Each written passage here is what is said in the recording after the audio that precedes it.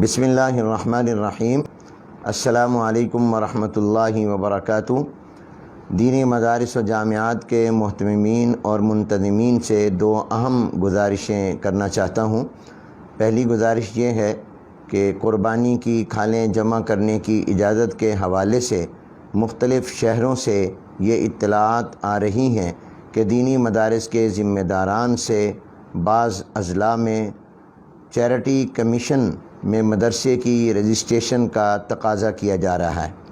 اس سلسلے میں یہ بات واضح طور پر یاد رکھیں کہ مدارس تعلیمی ادارے ہیں، کوئی خیراتی ادارے نہیں، اور وفاقی وزارت تعلیم حکومت پاکستان کے ساتھ 29 اگست 2019 کو اتحاد تنظیمات مدارس پاکستان کا جو معاہدہ ہوا ہے، اس کی روح سے مدارس و جامعات کی رجسٹریشن وفاقی وزارت تعلیم کے تحت ہوگی، جس کی تفصیلات اور طریقہ کار کو طے کیا جا رہا ہے۔ اس لیے مدارس کی رجسٹریشن چیریٹی ایکٹ کے تحت چیریٹی کمیشن میں نہیں ہوگی۔ اس معاہدے کی کاپی تمام مسئولین وفاق کے پاس بھی موجود ہے اور وفاق المدارس کی ویب سائٹ پر بھی موجود ہے۔ وہ کاپی آپ کے پاس ہونی چاہیے، اور جب بھی آپ سے کوئی چیریٹی کمیشن میں مدرسے کی رجسٹریشن کا مطالبہ کرے تو آپ اسے معاہدے کی وہ کاپی پیش کر دیں۔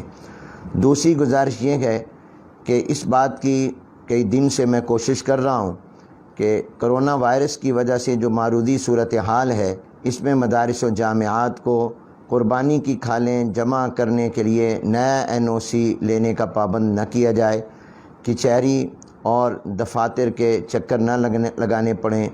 چنانچہ سندھ حکومت نے تو علماء کے کہنے پر 7 جولائی کو ہی یہ نوٹیفیکیشن جاری کر دیا تھا کہ سال گزشتہ والا NOC ہی معتبر ہوگا۔ میں اس سلسلے میں حکومت پنجاب کے ذمہ داران سے، متعلقہ اداروں کے ذمہ داران سے مسلسل رابطے میں ہوں۔ آپ مدارس کے محتممین اور منتظمین انتظار فرمائیں، انشاءاللہ بہت جلد یہ مسئلہ حل ہو جائے گا، اور انہوں نے یقین دہانی کرائی ہے کہ پنجاب میں بھی یہ نوٹیفیکیشن جاری کر دیا جائے گا کہ گزشتہ سال والا NOC ہی معتبر ہوگا، نئے NOC کی ضرورت قربانی کی کھالیں جمع کرنے کے لیے نہیں ہوگی۔